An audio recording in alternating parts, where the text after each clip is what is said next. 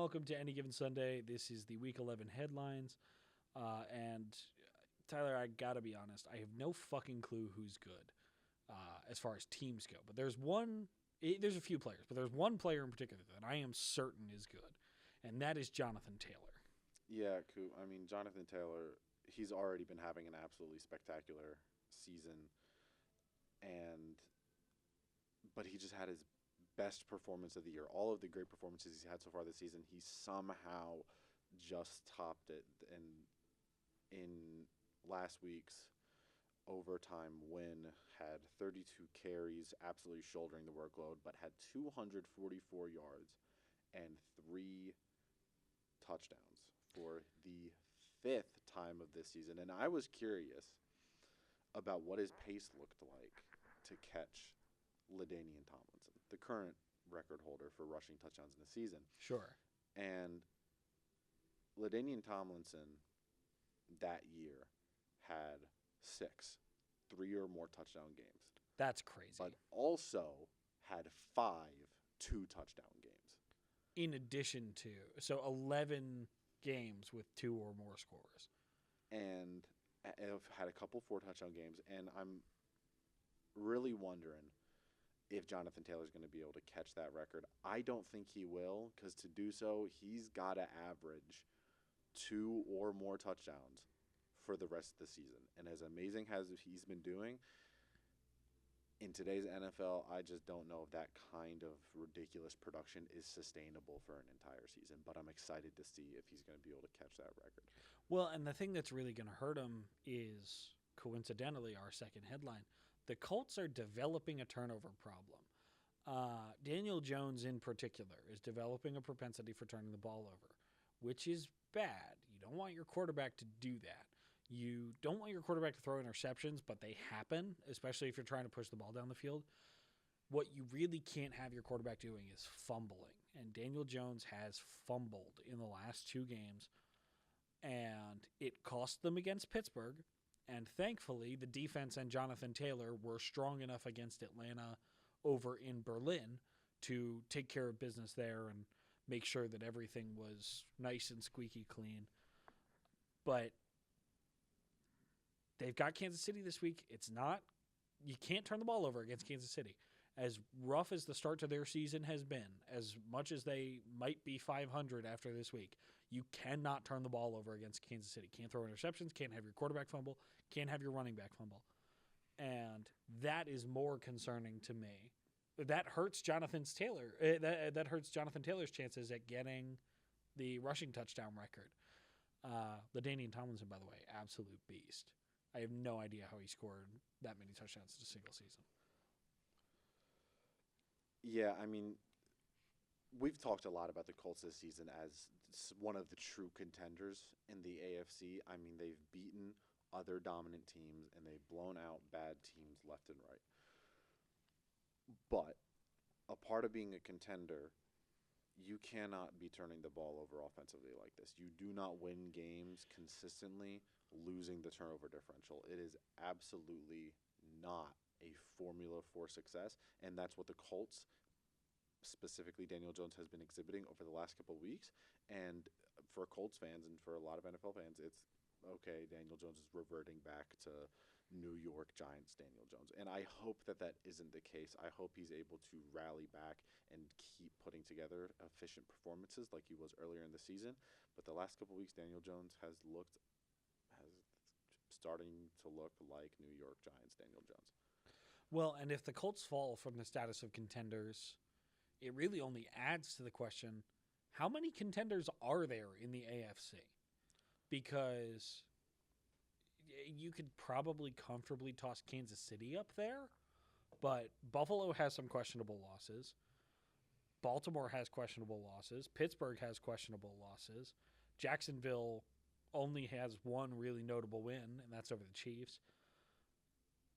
Who are the contenders in the AFC if not the Colts? And why is it just fucking Mahomes? Why can't we have someone else in a weakened AFC take over? I mean, right now, there really isn't a clear-cut dominant team right now. But with that being said, there are some teams that, particularly the New England Patriots, that are more of a rising team. Like you said, the Buffalo Bills haven't been as dominant, especially in the last month. The Chiefs have not been as dominant so far this season. And at time, the Denver Broncos, the other 8-2 team in the AFC, have looked very, very questionable at times. And we talked about them and how they have struggled to put together a successful game in all three phases. And right now, the AFC to me feels wide open. Yeah. It feels like maybe the Ravens starting the season 1-5. And I believe a team has never made the playoffs after starting 1-5. It's very few for sure. I think the Ravens can absolutely make it happen this season. In an AFC and with their remaining schedule, I think the Ravens can absolutely come through and maybe not look like a shining contender, but if they can get into the playoffs, that's all you need to do. When you start the season at 1-5, all you got to do is get a seat at the table, and you've got a chance. But in terms of contenders and teams that I think are clear-cut head and shoulders at the top of the AFC hierarchy right now, I've got to say the New England Patriots. They've been looking really, really well in November. They've been looking really, really good last week, and they're just kind of rolling. They're playing really well offensively. Is Stephon Diggs the key to developing a quarterback? Sources say Josh Allen, Drake May would probably agree. No. A little bit of C.J. Stroud in there too. As the Texans pull off one of the most stunning upsets of the week.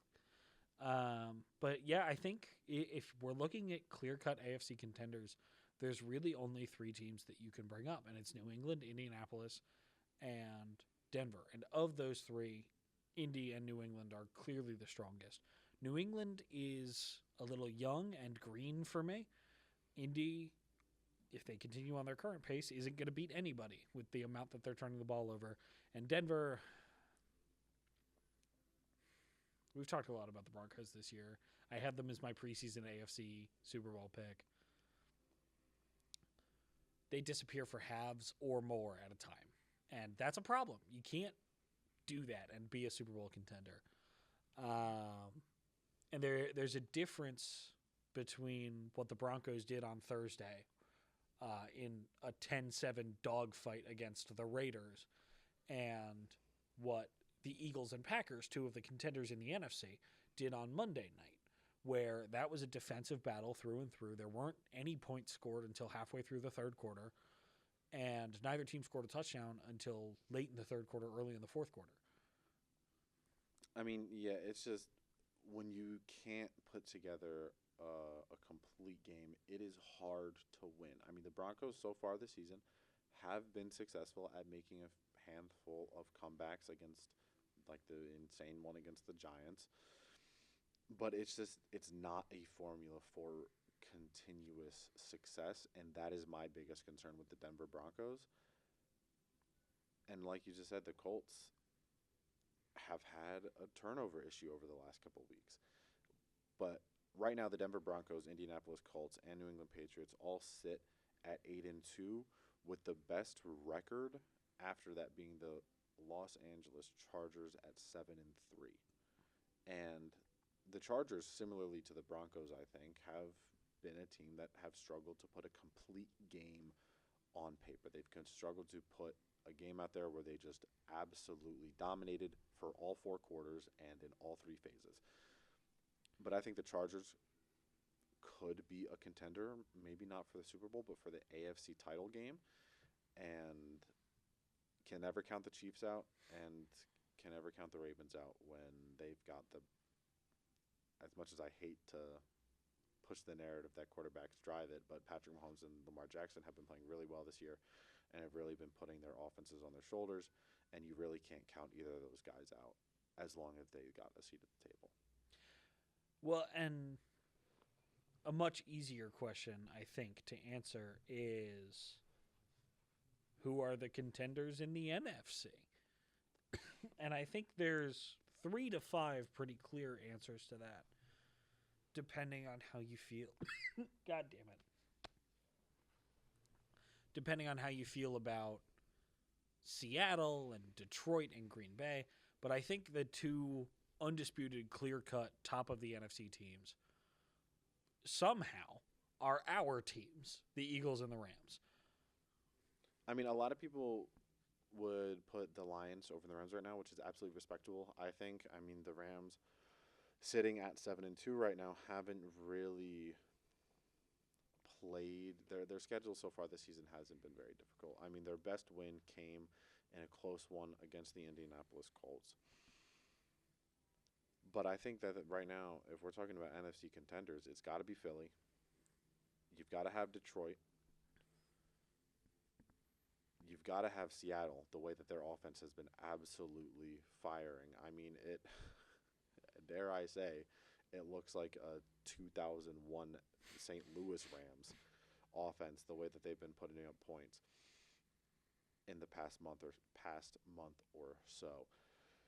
But I think the LA Rams and the Tampa Bay Buccaneers are also teams that you absolutely kind of have to have in that conversation. I think the Chicago Bears are currently tied for the division lead in the NFC North, but to me, they have been getting better at it, but they're 6-3 with a negative point differential. Well, and as high as I am on the Bears, as much as they could make the playoffs, a 9-8 record, 10-7, not at all out of the question.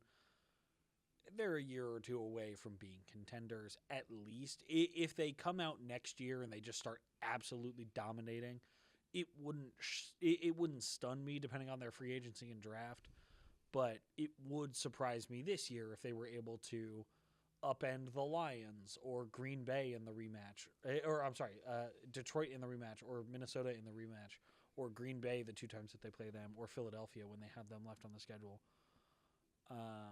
And then this is not on our sheet, but I just want to throw in Jeff Hafley, defensive coordinator for the Green Bay Packers, is doing a hell of a job. You can look at the Packers and you can look at their struggles and wonder if they're a contender. It is not Jeff Hafley's unit's problem. In their 3 losses, they have given up less than 15 points in each. They have 2 losses where they gave up 13 and a loss where they gave up 10, and that is just simply not Jeff Hafley's fault. Yeah, I mean, the only 2 teams that have allowed less points in the NFC than the Green Bay Packers this year are the Seahawks and the Rams. And while playing significantly better offenses throughout this season than either of those teams. So absolutely shout out to Jeff Hafley and what he's been doing with that Green Bay crew. And I think that they could get even better if he can figure out how to utilize Micah Parsons in the correct way. Because we talked about this a little bit earlier today off camera. But Micah Parsons isn't being used in the same way as he was in Dallas. And I think it's definitely showing up at most certainly on the stat sheet and most certainly on Micah Parsons' impact to the game. We know Micah Parsons is a great player.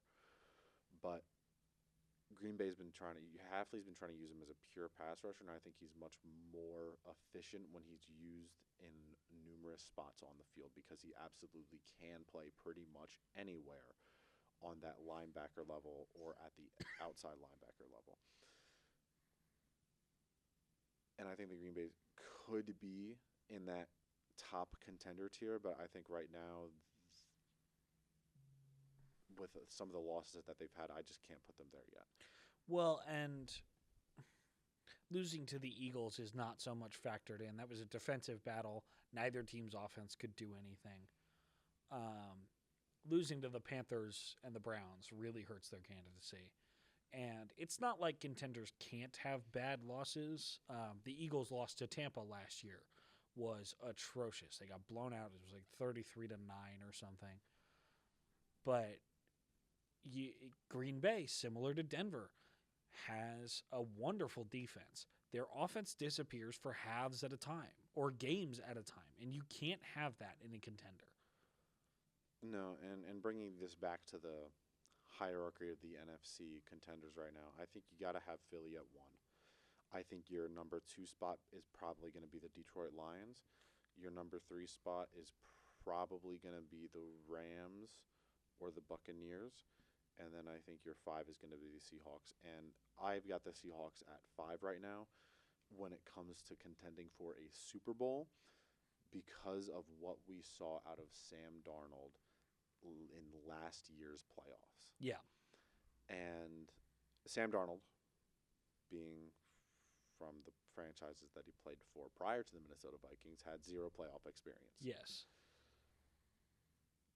And I'm one to say that if it's your first game in the playoffs and you don't play well, you make that mistake. Yeah. You didn't play great. And I'm curious to see how he'll respond when the Seahawks highly, highly likely make the playoffs this season. Because if he can go out and he can play well, the Seattle Seahawks have a genuine chance at making the Super Bowl. And that's something that I honestly believe. And as a Rams fan, it's something I'm a little bit afraid of. But that's why I've got the Seahawks currently at 5, is because I do have a lot of question marks about how Sam Darnold is able to perform under pressure. Yeah, and I think that's fair. I saw a Seahawks fan on Twitter, and I really don't know why this happened, but they were mad that somebody had discredited Sam Darnold's playoff appearance in Minnesota, and so they started taking swipes at Jalen Hurts. One of those guys has won in the playoffs more than once, and one of them also has a significantly better per 17. Well, and I think that Sam Darnold could be good in the playoffs, which is what I said to the Seahawks fan. There's no reason to believe that Sam Darnold can't do what he's doing right now in the playoffs. But until he shows it to me, I need to see it. And I'm not going to slander him because he only had one playoff game. He did dip in efficiency and productiveness at the end of last season. I don't know if that was a Kevin O'Connell problem or if it was a Sam Darnold problem or if it was just the defenses they were playing at the end of last year were really good. We'll see what happens with Darnold and Kubiak this year, but if we see a similar end-of-year slide and they go one and done in the playoffs after the dominance they showed in the regular season, narratives and labels are going to be developed, and that's not necessarily fair to Darnold, but it's the world that we live in, and it's the NFL that we live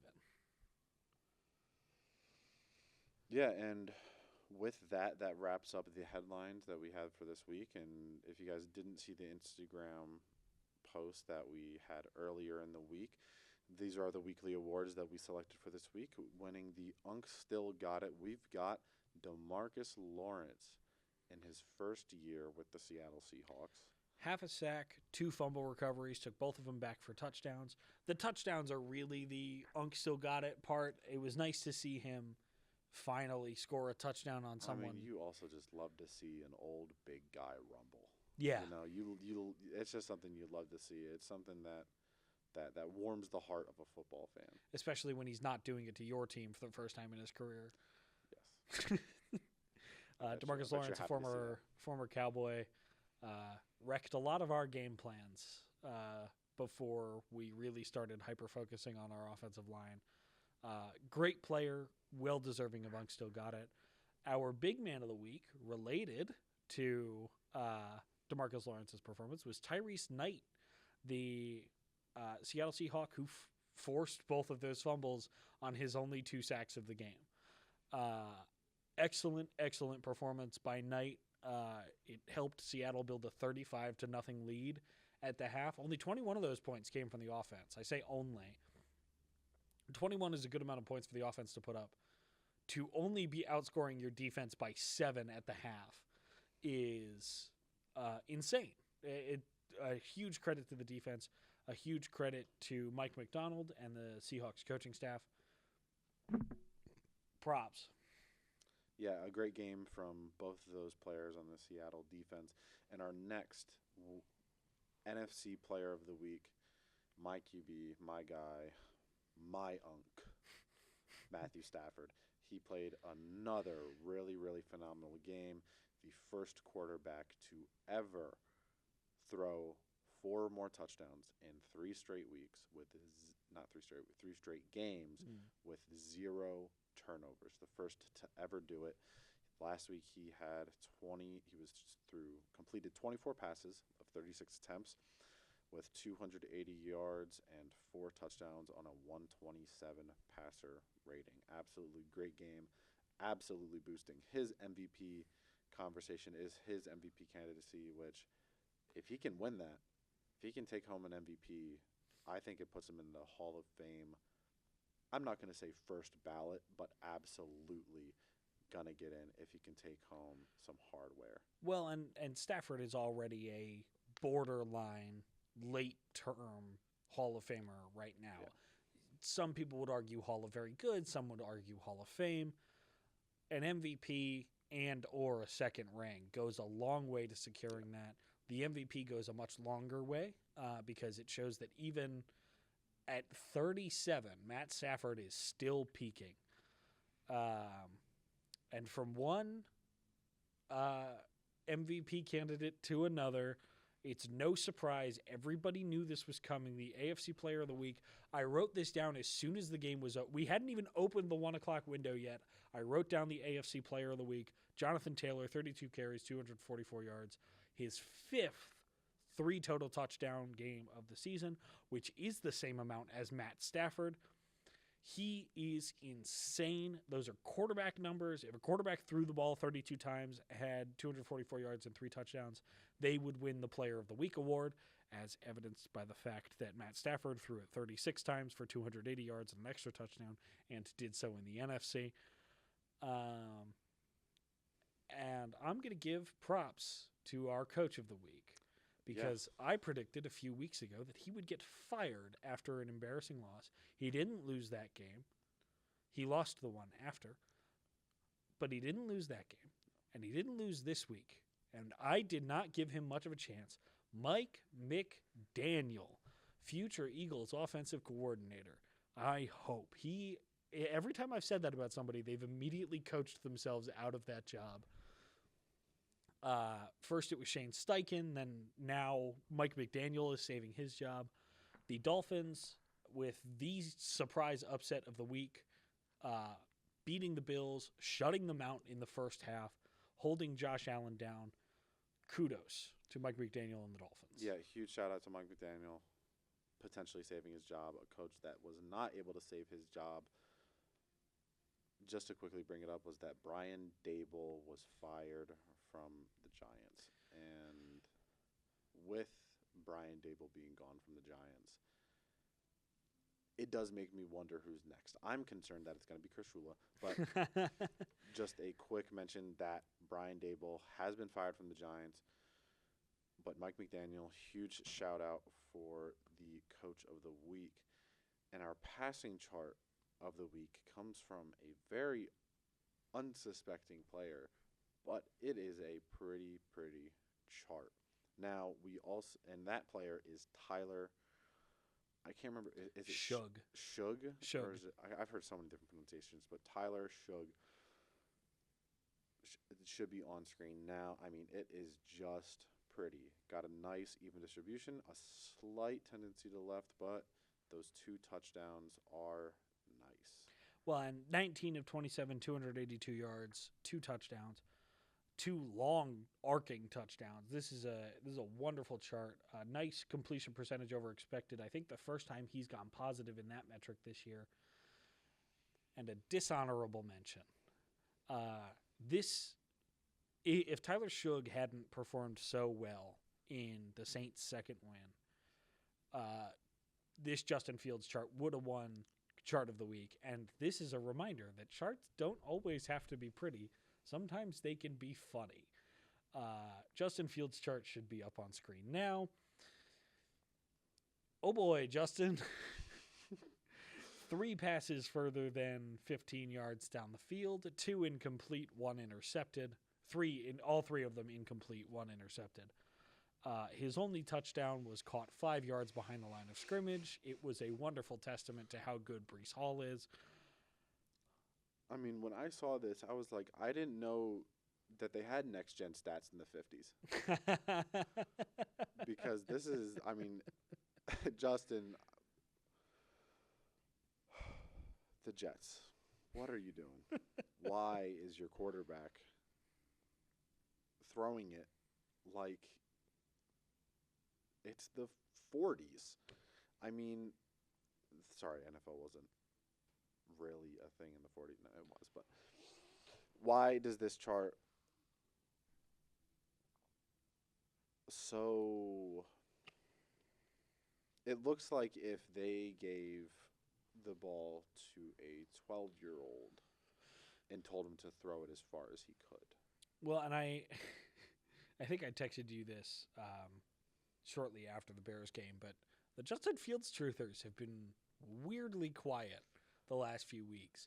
And I think it might have something to do with the fact that Justin Fields fucking sucks and Caleb Williams has been putting the Bears on his back to the best of his ability. They were loud after the Ravens game. Quiet down. I mean, I was a Justin Fields truther. I really wanted him to succeed. I really rooted for him to succeed. But Justin, what are you doing? I haven't given up on him yet, but I need him to go to like the LA. Vikings or the Rams or a good team. Not the Bears, not the Steelers, not the Jets. Please, for the love of God, go somewhere with a coach that will coach you and help you. Because you have ungodly amounts of talent, and I want to see you succeed. You're just making it really hard to believe in you. Justin, we want to see you do well. But those are our charts. Those are our awards. Those are our headlines from last week in the NFL. That wraps it up for Week 11 Headlines Edition. Thank you guys so much for watching. All of the social medias, the Instagram, the TikTok, the Twitter should be linked in the description.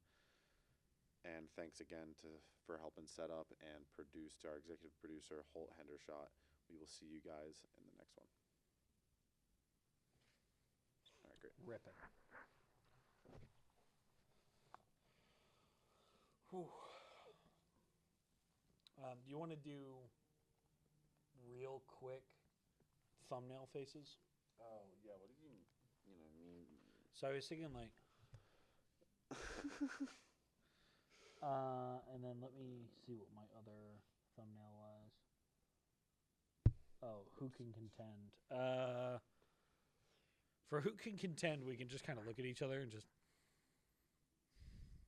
Actually, look at the camera and just...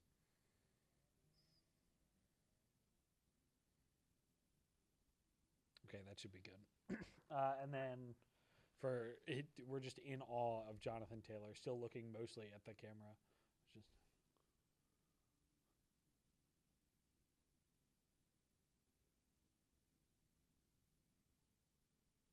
All right, sweet. That'll be really fun to scrub through. I think I might just leave that in the VOD. That could be a really funny thing to just leave in the VOD. Just the the creative process. The strange gaps in in the editing. All right. Well, without further ado, should we get to the pick'ems? Yeah. And then we'll go over divisions and we'll call it a day. Yeah. I can do that intro. Yeah. Welcome to Any Given Sunday, Week 11. My name is Tyler. This is my good friend Coop. I'm a Rams fan. I don't have any gear on today. He is clearly an Eagles fan. Go Birds.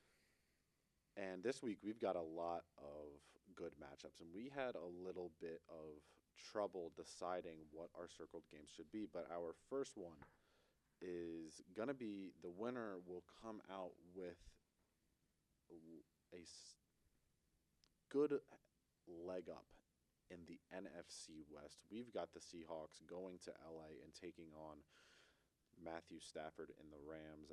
These two teams are both 7-2. They both just blew out their other division opponents, and I want to hear what your thoughts are, and then I'll give my insight. Yeah, so two really, really good teams. The Seahawks have been inordinately good on the road this year. And that's not to discredit the Rams in their midnight jerseys, in their not City Connect, in their rivalry jerseys. This is a game that could go either way. I foresee these teams splitting the division with each other because they are both so damn good. And it's honestly a shame that we don't get to see the Seahawks against more of the top dogs in the NFC because they played and lost to Tampa, And that's the only other time that we've seen them play an NFC juggernaut this year. I have Seattle walking into Los Angeles. It's not a very tough stadium to take over. I have them walking into Los Angeles and winning 35-31. Just a really, really good football team. And I think this will drive the Rams later in the season to get their get back. Whereas a win today might just have the Rams sweeping Seattle. Yeah, I mean, the Rams-Seahawks to me has been one of the more underrated rivalries in the NFL over the last 8 years or so, pretty much since the McVay era. And, I mean, this year they're both looking absolutely like elite squads. And I've also got the Seahawks winning this one just because of the strange occurrence with the Mike McDonald Seahawks, which is that they are significantly better on the road than they are at home. And I think they're going to take it in a close one. Either way, this game is going to be really great. Either way, I'm not expecting a blowout. I'm expecting the Seahawks. I'm worried about containing Jackson Smith and Jigba. I mean, he's playing And Cooper absolutely Kupp out in of a his theoretical mind. revenge game. That's going to break my heart. It will. It will. I'll try to hold back the tears, but we'll see. Well, and both of these teams have made themselves must-see TV this year. Yeah. The Seahawks have been, for those in the know, the Seahawks have been must-see TV for the last couple of years, as have the Rams. But Seattle has demanded national attention this year in a way that Geno often just didn't. Sam Darnold is playing at an elite level. JSN is playing at an elite level. Jason was first receiver to 1,000 yards this season, which also he eclipsed this week, as well as Jonathan Taylor eclipsed 1,000 yards, both of which being the first players to do so respectively. But yeah, they're an absolute firehouse, and they are must-see TV. The defense also. I mean, Mike McDonald is doing a really great job with his defense, and they just came out almost matching the points scored in the first half against Arizona. The defense scoring almost as many points as the offense, and you just don't see that often. Well, and part of me wonders, because both of these defenses are so good, and it's not to discount these offenses, part of me wonders if we might get an Eagles-Packers type game where it's just two defenses beating the shit out of the opposing offense, and it's not anybody's fault that the offense can't score. Just two great defensive minds and two great defensive rosters just absolutely going to town on each other. Yeah, I definitely can. There's a part of me that it's hard to see that kind of outcome with how talented and how explosive these offenses are. But either way, I'm really, really excited for this one. I've got the Seahawks winning it 30-28 in a close one. You've got them also winning it 35-31. Either way, should be a really great game, and whoever comes out of SoFi also comes out with the division lead. And potentially the 1 seed in the NFC. We will get there in a moment. Let's first head out west again, but this time to the other conference. Chiefs, Broncos. Broncos coming off a mini bye, Chiefs coming off a true bye. A deadly matchup. Not by record, but the Broncos have been one of the best teams at home this year. The Chiefs have a losing record on the road. The Broncos have been an extraordinarily weird team. And the Chiefs are just getting back into their stride. How do you see this one going down? I mean, the way I see this one going down is, I mean, the Broncos at home they've just been playing dominant.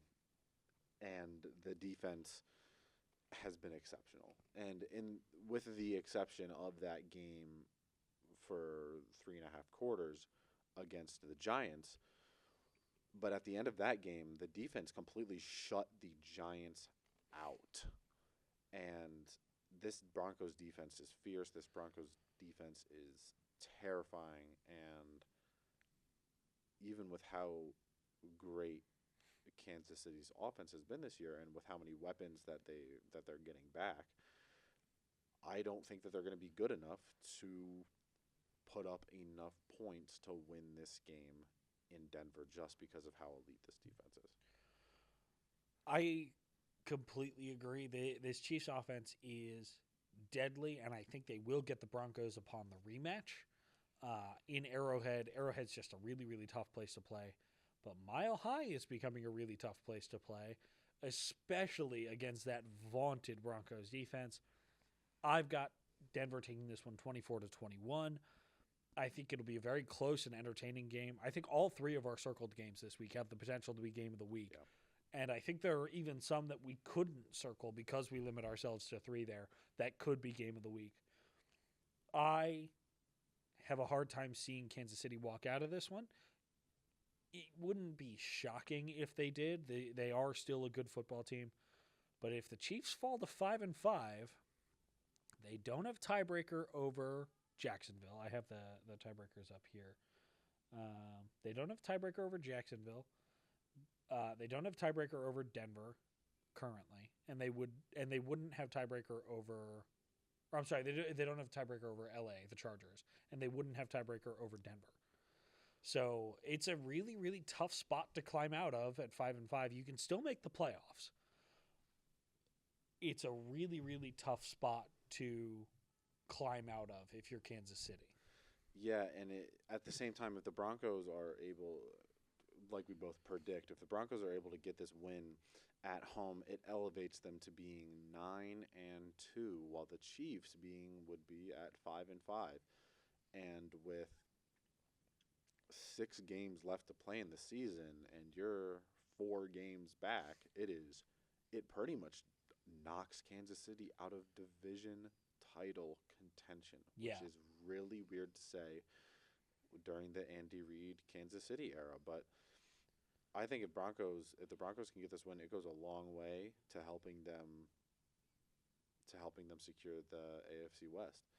And I've got them winning it 20-17 in a dominant defensive performance. You've got them winning 24-21, and I'm excited to see how it plays out.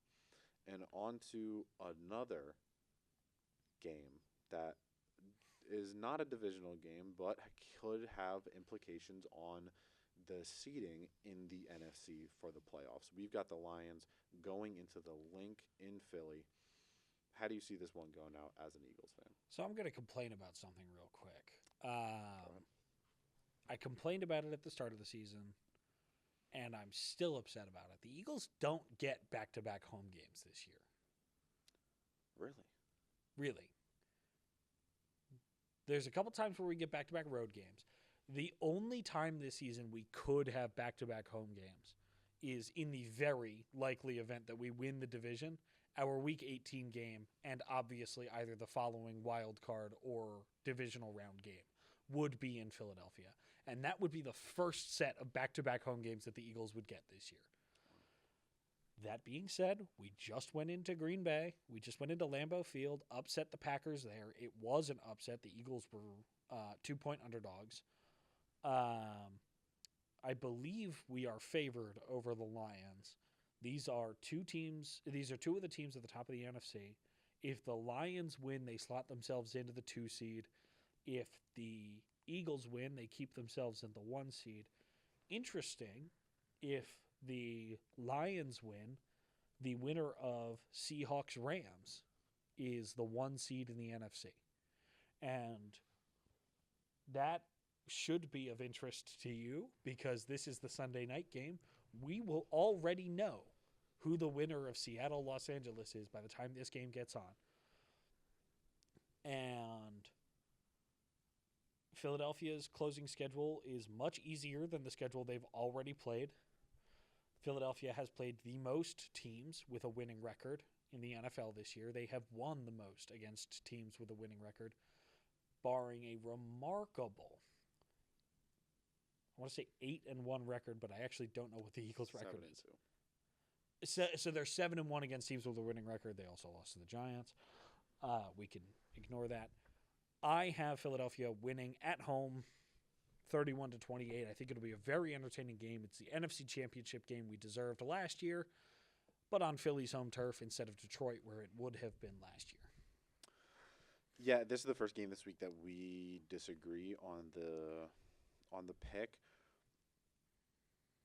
We both know how hard it is to go into the Lincoln pull out a win. We saw it. We were able to see it firsthand this season. But the Lions, this to me, I've got the Lions winning this game 30-24, and it is for two reasons. One of which is that the Lions just came off of an absolute blowout against the Commanders. Granted, the Commanders are not a great team, and then the week before that, they had a tough loss. But then, the week before that, they blew out and had a dominant game in prime time against Tampa Bay. And the Detroit Lions offense looks so much better than I think a lot of people thought it would have with them losing Ben Johnson during the offseason. But that doesn't seem to matter. This Detroit offense seems just as dominant and just as capable as it was over the last couple seasons. And the Eagles, to me, still have won some games that it feels like they should have lost. And to me, against Green Bay, it feels like Philly should have lost. I say that to me because to me that game felt more like offensively the Packers beat themselves in some cases than the Philly beating the Packers. And we've talked a good deal about the difference between those two on this show. But for those two reasons, I've got the Lions winning this one in a very close game. I think this looks like the Lions have a 3-point lead, and then they kick a late field goal to extend it with 30 seconds left on the clock, and the Eagles go for a Hail Mary, but unfortunately don't get it. Yeah, I've got the Lions winning it 30-24, but I could very easily see it going the other way too. Detroit's defensive identity is something the Eagles have done very, very well against. And I will say, as flashy as the point totals are in 2 of their last 3 games, there is some offensive turmoil there. Dan Campbell took over play calling in the middle of the Washington game because they weren't doing well enough. And as flashy as the 44-point total is, called it by the way, it's a really, really tough thing. Vic Fangio is so good. The Eagles' defense is so good. And it's just so unlike the Eagles to play poorly against man defense. Man defense, which is what the Lions primarily run. It's especially odd for A.J. Brown to have a bad game against man coverage, he said with his fingers crossed. I expect A.J. Brown to get involved. I expect Devontae Smith to get involved. My fingers are actually crossed. I'm going to put that on the close. Saquon Barkley we're going to throw the Lions out of man, and we're going to turn around and run them out of zone. And I feel like this, obviously, no such thing as an easy win in the NFL, especially against one of the NFL's best Lions. This feels like a much more favorable matchup for the Eagles than they've gotten at times this year. Yeah, I mean, like you said earlier, I mean, the Eagles have the most wins this season and the most games played against teams who are above 500. I mean, they've had a tough schedule in the first half of the season. I'm ready for that shit to be over. But part of this game also to me is it feels like it's time for the Eagles to have their every once in a while embarrassing loss. And because great team, we talk about it. Great teams, contenders do have bad games, and at home against a good opponent, who, by the way, the Lions do travel okay. they travel significantly better than you would expect a team to that pretty much only has fans in the city that they exist in, because who lives outside of Detroit and decides Chooses to be a Lions Lions fan? But they travel decently well, and it just feels like the Eagles are due. The Eagles are due for a close game and to fall the other way. Sure. But we'll see what happens on Sunday. I've got the Lions winning it 30-24. You've got the Eagles winning it at home 31-28. We both got it as a close game. I'm excited to watch it. Sure you are too. And on to the rest. We've got our first game this season in Spain. Yes, the first game ever in Spain. And for the first time this season, I have marked a game for the first, but not the last time this week, actually. I have marked a game as no matter what, both teams lose. It's Commanders Dolphins. Neither of these teams are going to be competitive this year. That being said, I have the Dolphins winning 24-17. It's a tank bowl. The Commanders are going to succeed in the tanking aspect. The Dolphins are going to come away with a win, a job-saving win for Mike McDaniel. I hope Jaden Daniels... apparently his injury was not as severe as previously thought, so I hope that he comes back sooner than we all anticipated, and I hope that he's okay. I've got the Dolphins winning this one. Yeah, and I'm really sorry for... I'm sorry for those who attend this game. Sorry for the people of Spain. Particularly the people of Madrid. I'm sorry that this is your first NFL game. I promise you the piss poor performance that these teams will most likely put forth is not the best the league has to offer. But I've also got the Dolphins winning this one 21-18. I mean, the Commanders right now, they're too banged up to really look that competitive to me. I do think that Marcus Mariota is one of the better backups in the NFL. But with that being said, I mean, the Dolphins are coming off of a really hot win, and who knows, maybe it could spark a little bit of momentum for Miami. But I've got the Dolphins winning it 21-18. But our next game is our second one we disagree with. I'm a little bit confused, and I have to ask. Yeah. Are you aware that Jackson Dart is not playing? Would you believe me if I said that's part of why I think they're going to win? I need to hear. Yeah, so we've got Giants-Packers. I have the Giants winning this one. They just got rid of Brian Dable. If I had to guess, because the announcement that they were going to start Jameis Winston came less than 24 hours later, Brian Dable was not fired off the plane. He was not fired on Sunday. He met with John Mara on Monday morning. This is speculation. I don't know any of this for sure. I'm speculating that he met with John Mara Sunday morning. Mara asked who he planned to start, and Dable said, "I'm going to start Russ." And Mara said, "You can't do that." And Brian Dable said, "No, I'm going to start Russ." I think that Jameis Winston, I think that he is a much better quarterback than he often gets credit for. I don't think that he should be your long-term option at starter. But if you have 2 wins and it's mid-season and you need someone who's just going to fucking chuck it no matter what against one of the best defenses in the NFL, Jameis is your guy. Mr. 30-30. Mr. 30-30. Mr. 5K 30-30. The Packers have not been great at forcing turnovers this year. They forced their first one in the previous 6 weeks against Philadelphia, and it wasn't even an interception. I think Jameis Winston is going to hit the Packers defense with some throws that you'd have to be insane to try.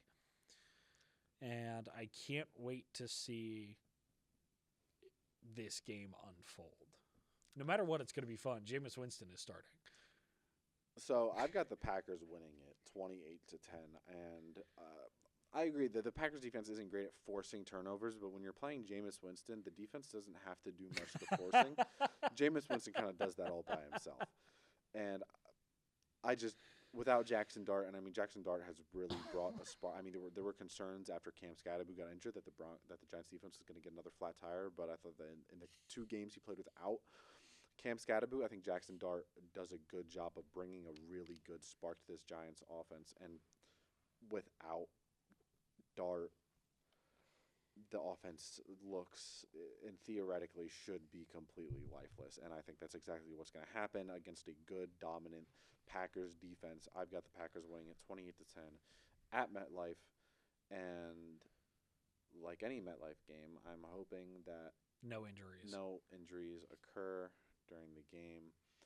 And on to our next one, we've got an absolute showdown in the AFC South. I say that ironically. That is one way to put it. I say it ironically because it would say it's a competition for last place, but the Titans pretty much have that secured. Yeah. We've got the Texans going into Nashville. Yes. Forgot what city the Titans played in for a second. Now, I'm going to say something a little bit controversial, all right? The Titans are coming off a bye week. I think they have a chance to shock the NFL and score more than 10 points. I don't think they're going to win, but I think they can score more than 10 points. That's the bar for the Titans, by the way. I have Houston walking into Tennessee, a fairly easy 35-14 victory. I tweeted out, the tweet should be on screen now, during the Jags-Texans game last week, that the only time I pick against the Jaguars, they make me look like a fucking idiot, only to prove me immediately right in the final quarter of that game. Tennessee is no Jacksonville. They are not going to put up any fight whatsoever, I don't think. 35-14 might be a little generous to Tennessee, in all honesty. Yeah, this one's pretty quick. I mean, the Texans, they've had their struggles this year, but the Titans are, in my eyes, deprived of talented players. They are deprived of quality coaches. They are pretty much deprived of everything but the quarterback position right now. And they hold the first overall pick. Just keep losing and either draft an insane edge rusher or defensive tackle. Trade back. Get sell a bag. Actually. Like the Bears did to Carolina. I have a concept you're not going to like. We both got the Texans winning it. Let's hear this concept. You are not going to like this. Season's over. Tennessee holds the first overall pick. They're fielding calls. They don't need a quarterback. Somebody else doesn't need a quarterback, but they have a receiver who wants out.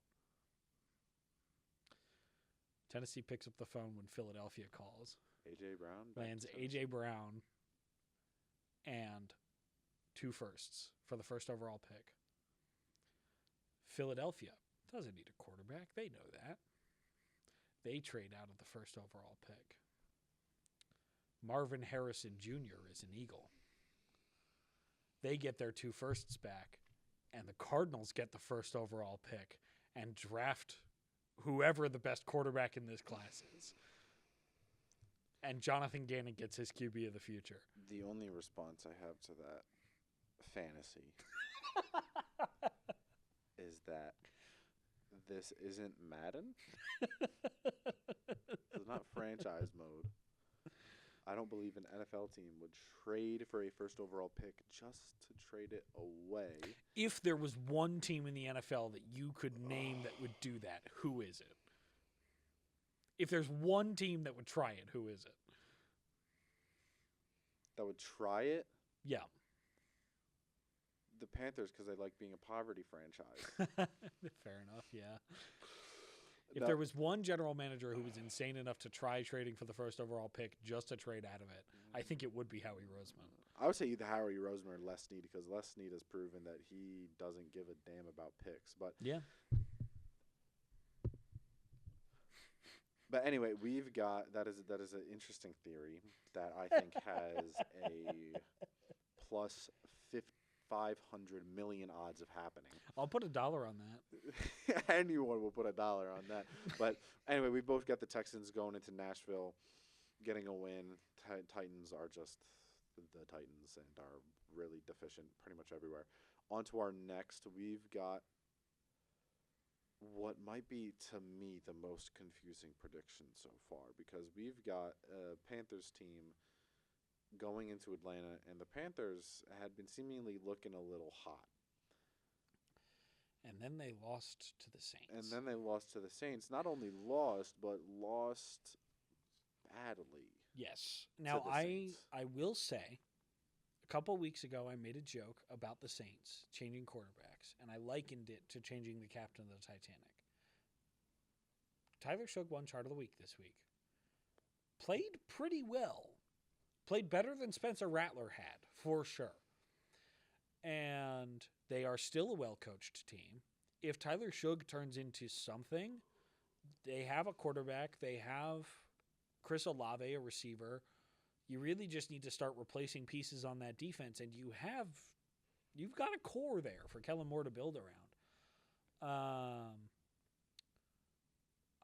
Bringing it back to the Panthers, I have my second no matter what both teams lose of the week, and I think this is a more surprising one, like a less clear cut no matter what both teams lose. But I think if the Panthers win this game, they will grow comfortable in a way that they really shouldn't for a team that's barely above 500. And if the Falcons win this game, Raheem Morris gets to keep his job. And I wouldn't let Morris keep his job after this year. I think that he has shown enough of an ability to not rally his team that as a head coach, his tenure should be done. I think that he is a very good defensive play caller and should get another defensive coordinator job immediately. I don't think he has shown me what it takes to be a head coach. Yeah, I mean, I don't necessarily agree. I think that only giving a head coach 1 year is a little bit too short of a leash, especially when they haven't been completely abysmal. And I mean, I have the Falcons winning this game 30-20. I think that the Falcons offense is going to have – I think that the Falcons offense, I think they're going to have a dominant performance. I'm praying that they do because Jonathan Taylor is on my fantasy team and is on a bye week, and I have Drake London, and I need him to score 30 points. And I'm praying that I think that the Falcons are going to be able to somehow – claw their way back into looking like a legitimate team. And I think that they're going to win 30-2. But on the other side of that, you've got the Panthers. I do. I think they're the better team. I think that last week notwithstanding, Bryce Young has shown me enough over the course of this season to make me believe that he can beat the Falcons. His best career game came in Week 18 against the Falcons last year to keep Atlanta out of the playoffs in Raheem Morris's rookie year. What a shit show the NFC South was last year. But I think that Carolina should probably win this game. I wouldn't be surprised if the Falcons took it, but I'm nonplussed by this game. No matter what, both teams lose. The Panthers have already won their way out of a top 10 draft pick, and I just have to hope the Falcons won't do the same. I hope the Falcons don't do the same too, because the Rams have their draft You pick. especially should be rooting against the Falcons every week. Yeah, I don't want them to do well, but I do think that they're going to be able to get the win in the A at home against the division opponent, the Carolina Panthers. And on to our next game, we've got another divisional matchup, and this one actually could have some wild card implications. I don't think either of these teams are going to win their division, but I think they are both hoping to lock in a wild card spot. We've got the Bears going into Minnesota, and I've got the Vikings winning this one. Yeah, I'm not. I would not be surprised if the Vikings won. They obviously beat the Bears in Week 1 on, I want to say, Monday Night Football. Yeah. In a close game that the Bears defensively dominated, at least early, and then J.J. McCarthy kind of came alive at the end of that one to lead the Vikings to a win. The Bears look different over the last few weeks. They're 4-1 in their last 5. And in fact have only lost once since beating the Commanders, which marks the second time in 2 seasons that the winner of Bears Commanders goes on a run immediately after, while the other fucking suffers. I have the Bears winning this one 28-27. I think Caleb Williams has shown me a lot of what I wanted to see and expected to see. His numbers weren't eye-popping last week, but the film, especially in the fourth quarter, was. He had more than half a dozen passes dropped by his receiver. And I have to expect that Ben Johnson is punishing his receivers pretty heavily for that. He is pretty notoriously a details-first guy, and I expect the Bears to be better prepared for this defense and for this matchup. Yeah, I think that lately over their last 2 weeks, they have absolutely found success, especially offensively. Putting up 47 points. It was against Cincinnati. It's the Bengals, but still 47-point game against anybody is something to show. And having 24 points against the New York Giants, the New York Giants, as much of a struggling team as they are, the defense is nothing to laugh at. And putting up 24 points, getting the win against New York with having all those drops from the receivers, it does say something. But to me, I just have a little bit more faith in the Vikings to be a little bit more consistent than the Bears. Because, keep in mind, in Week 8, 3 weeks ago, the Bears led up 30 to a Tyler Huntley-led Ravens. Yeah. And to me, that is concerning. And I've got a lot of confidence in J.J. McCarthy right now. I think that he is having a pretty good first year as a starter and has had a couple of downs. Obviously, missing a few weeks due to injury isn't what you want to see. But right now the Vikings they should be in desperation mode. Yeah. Sitting at 4-5 in a competitive division halfway through the season makes it really difficult to win. And I think with their backs up against the wall in a game that they've got to win if they want to stay in contention for these division standings, they've got to win, and their backs are up against the wall. They've got to win, and I think that they do. Well, and it is not difficult to imagine a scenario in which the NFC North goes 3-1 this week. Lions beat the Eagles, Packers beat the Giants, and then obviously someone probably will win this game. And if the Packers get to 6 wins and the Lions and Bears both get to 7 and Minnesota's stuck at 4, that's a really, really, really tough spot to be in. And that's a really tough spot to get out of in a division as good as this. What this game is going to show me is not necessarily what the division is going to look like this year, but what it might look like next year and the year after that, or especially in half a decade. These two teams have second-year quarterbacks, young, inexperienced second-year quarterbacks with good offensive play callers and good enough defensive play callers. Or in the Vikings' case, one of the best defensive play callers of all time. I don't see the Bears getting swept by any of their division opponents this year. I think they'll even win the rematch against Detroit based on the way they're playing right now. And that, I think, is a coaching thing. I think that's just how much faith I have in Ben Johnson to not get swept by your division. And if you can go 3-3 or 4-2 in your division in year one as a head coach, that is a great, great sign. Yeah, you've got the Bears winning in a close one, 28-27. I've got the Vikings winning in a close one, 21-17. but we will see what happens on Sunday. On to our next. We've got Chargers in Jacksonville, and I feel like this is the first time in a while we've agreed on a Jacksonville game. It feels that way, but I don't think that's actually true. We both have the Chargers winning. This is going to sound insane. It would not shock me if Jacksonville won this game because their edge group, their pass rush group is really solid. And the Chargers just don't have any fucking tackles. And I know I said that before the Pittsburgh game last week.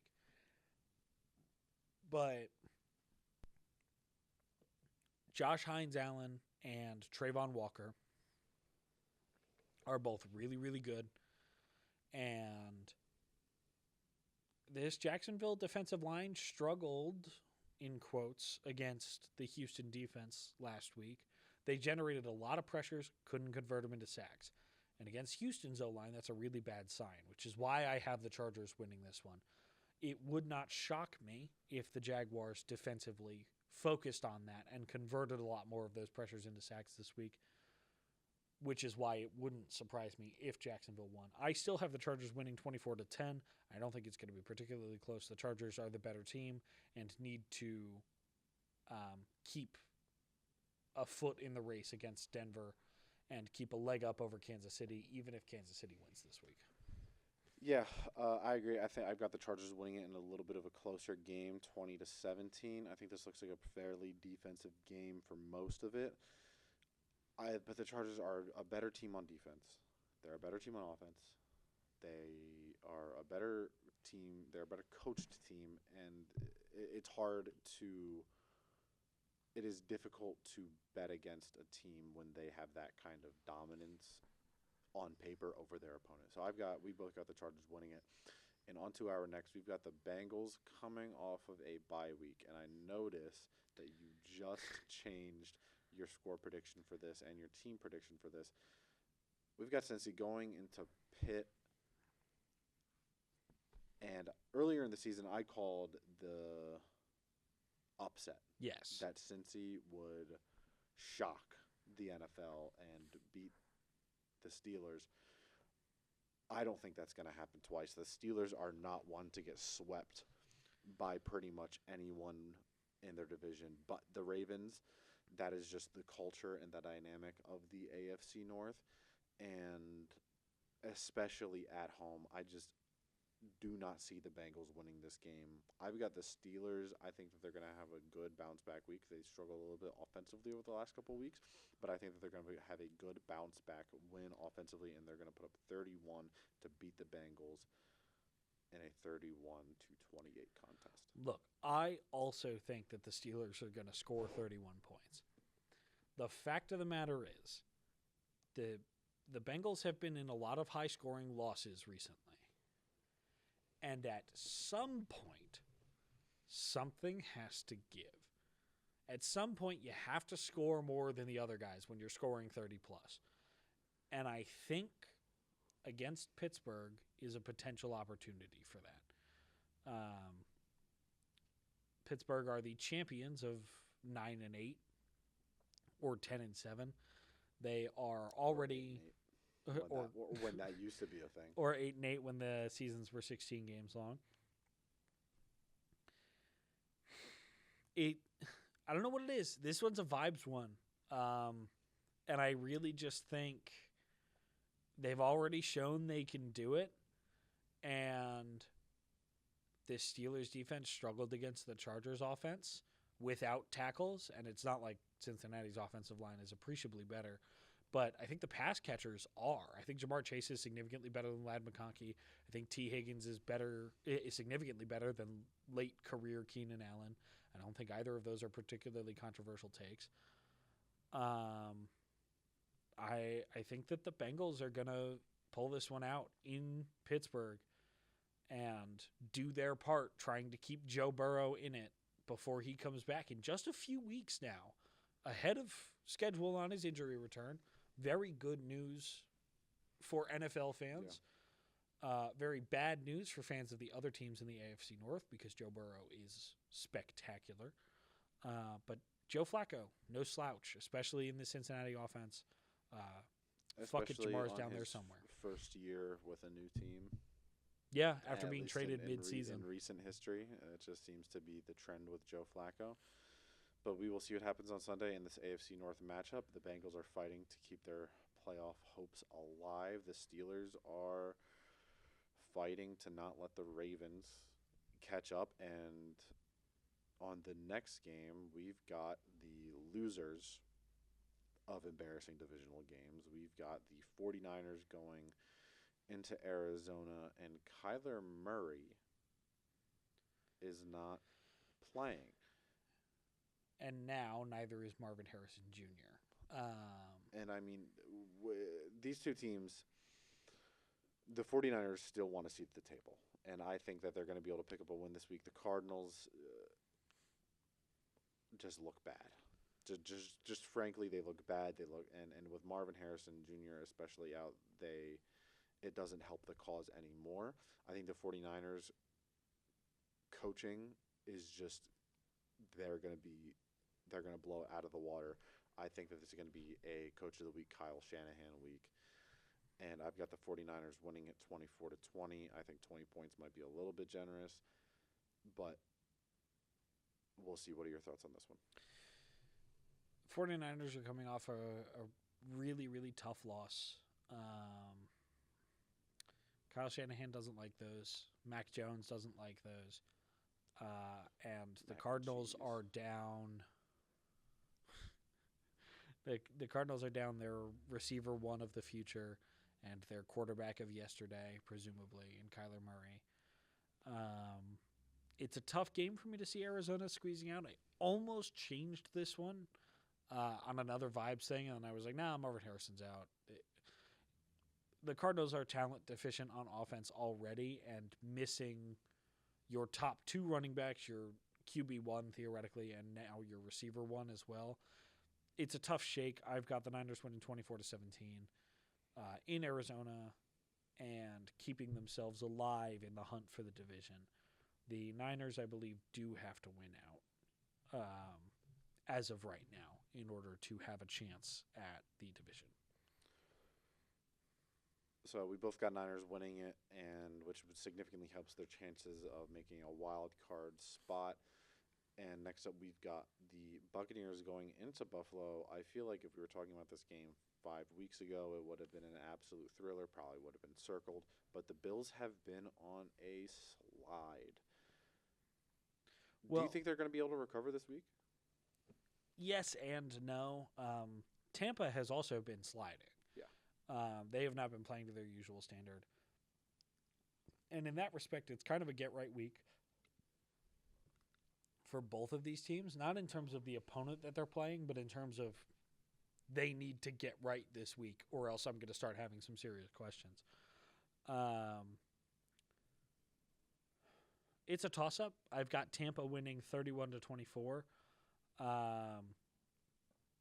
Wouldn't stun me to see the Bills pull this one out, especially at home in front of the Bills Mafia.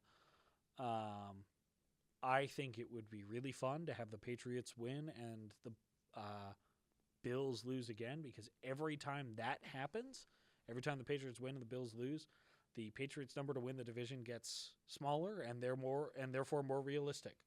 And we've already gone from. Nope, I lied. We still need a 14-win New England team. But 14, we're down from 15 a week ago, and that's a win.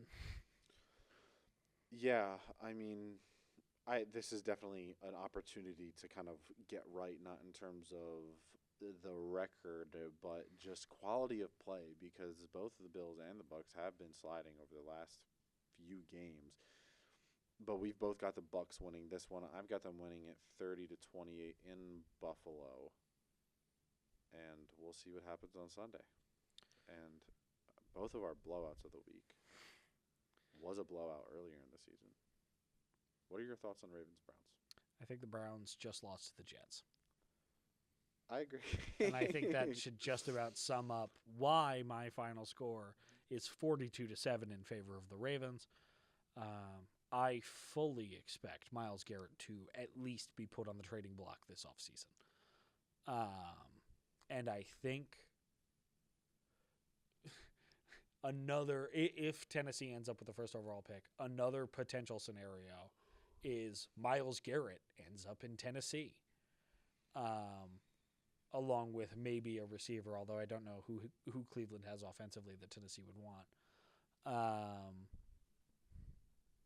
But I think that Myles Garrett could end up with whoever the team with the first overall pick is, as the Browns desperately take a stab at another franchise quarterback after letting one out of the building like fucking morons for Deshaun Watson. It's my blowout of the week. I stamped it 42-7. The Ravens are going to have no trouble with the Browns. And if they do, they really don't deserve to win this division anyway. I mean, yeah, that pretty much sums it up. I mean, the Browns are the Browns, the Ravens are the Ravens. Lamar Jackson owns pretty much the entirety of the AFC North. Ravens win it 40-10, not too much to say. Even though it's in Cleveland, that's not going to matter. But onto a game that I'm also really curious to hear what you've got to say about it, because you've got the Raiders beating the Cowboys at home. Yeah, this is largely a certified cowboy hater moment. The Cowboys are not good in primetime and haven't been good in primetime this year. I think they're 0-2. 0-2-1. No, 1-2-1 because they played the Giants. So a losing record no matter what in primetime just this season. And I think the Raiders showed life on the ground last week, which is really encouraging. I think that the Dallas defense has not shown a propensity for forcing turnovers through the air, which should help Geno. And I think that Dallas has shown that they can't really contain tight ends. Tucker Kraft had a great week against Dallas when they tied in that game. You got Brock Bowers on the over for this one? Brock Bowers and Michael Mayer both might hit their overs this week. I expect a lot of 12 personnel out of the Raiders, and I think that is a really, really effective way to beat Dallas. I think my score might be the most controversial part of this take. I've got 32-18. I mean, when I initially saw your 32-18 score, my initial thought was, who is injured on the Cowboys offense? Who? Nobody. And I came to find that answer was absolutely nobody, which is why I do agree that the Raiders do look a lot better offensively last week, and I think that they're going to be able to find some success against this Cowboys defense. But it's the Raiders. Yeah. And the Cowboys offense is pretty good. Yeah. At scoring points. Dropped 40 on a defense that Philly only put up 10 on.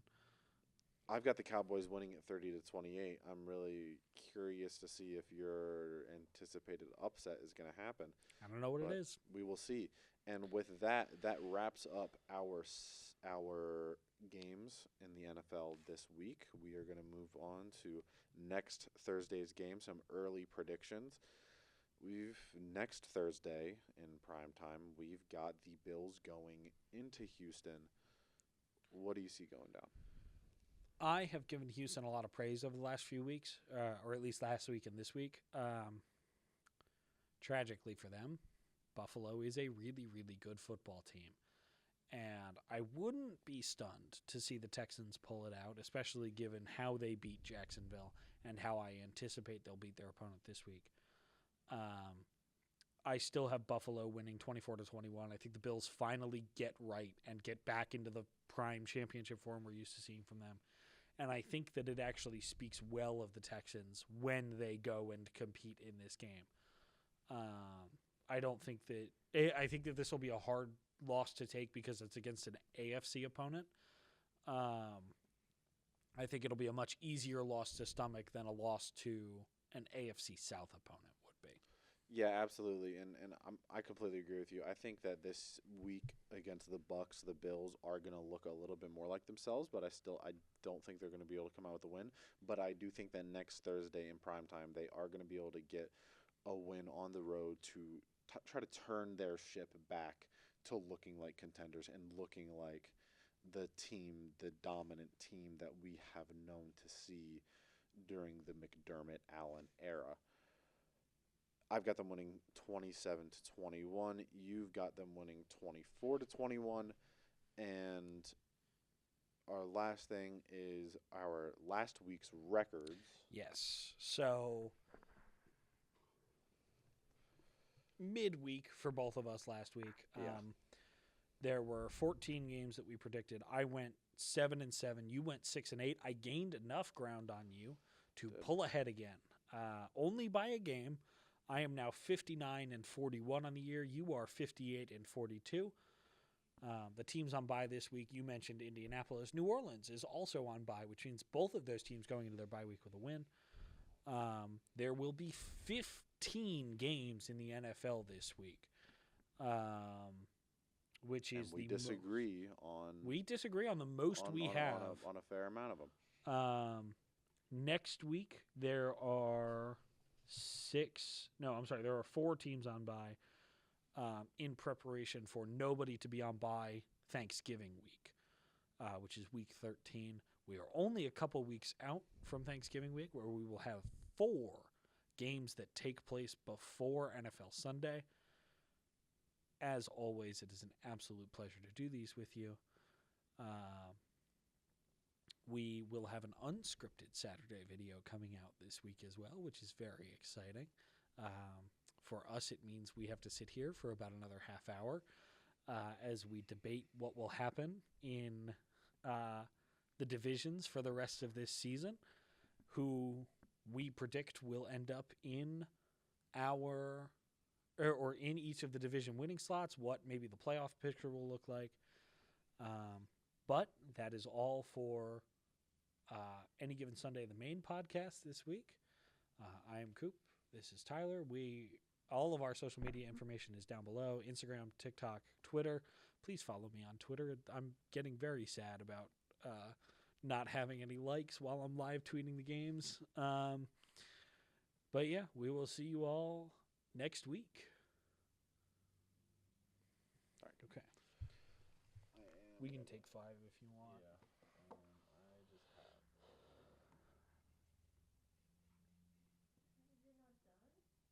No, We have one more video this week. We're doing something actually. Normally, that would be the end of it. I know. You poor thing. My bones really hurt, yes. Okay. My bone's gonna die. You can, it's not the USB-C charger though. What percentage is your phone on? 7. I don't imagine that this one is going to take terribly long. No, we're really just going to run down the possibilities and